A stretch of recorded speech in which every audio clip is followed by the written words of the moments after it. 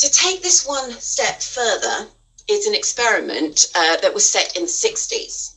And with the external locus, what can happen if you start thinking there is nothing I can do to have an effect, is that you can begin to learn to be helpless. You can begin to learn that your thoughts and your wishes and your desires don't matter.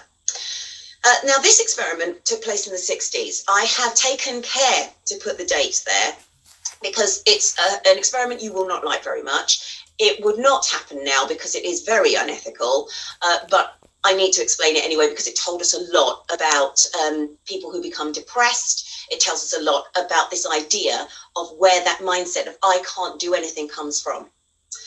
And in the 60s, what happened was researchers were looking into depression and the reasons for it. Now, we know that there are physiological reasons, but another explanation is this of learned helplessness.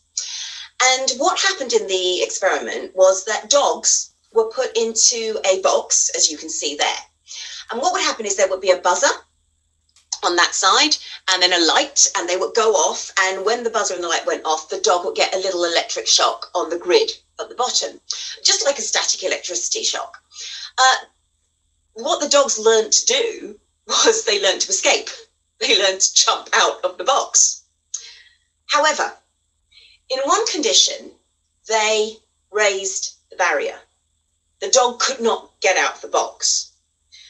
And what they noticed was after a few buzzer and bell, then the shock, the dog would be quite agitated. But when they paired it a few more times, many of the dogs would just give up trying to escape. The dogs would just simply lie down on the box and just be a bit, well, it was going to happen anyway, there's nothing I can do about it. They learned to be helpless. However, there is a positive side to this, because some dogs never gave up, and some dogs also, when they had the chance to jump over, they learned to do it. Some dogs didn't, though, and that's worth remembering as well. Now, as unethical as that experiment was, it taught us a lot about depression. It taught us a lot about how sometimes through experiences, not necessarily through brain chemistry, but through experiences, people can learn to be apathetic. People can learn to not actually try anything, which is one of the symptoms of depression. So that taught us a lot there. But it also gave Seligman, who's the founder of positive psychology, I'm very much a positive psychologist, the idea that, well, some people and some dogs jumped over, some dogs didn't give up. So why not look at thriving? Why not look at how to get better?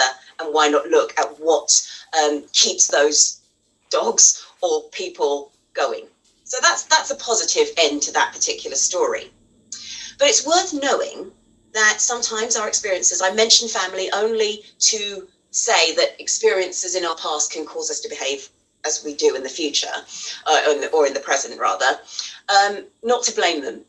I don't mention family to blame them. And yes, it might well be you grew up in a certain situation, but what I hope you can take from this and take from the example I gave you of learned helplessness, things are still under your power to make changes. You can't necessarily change your family, you can't necessarily change your past, but you can change your present, and you can certainly change your future.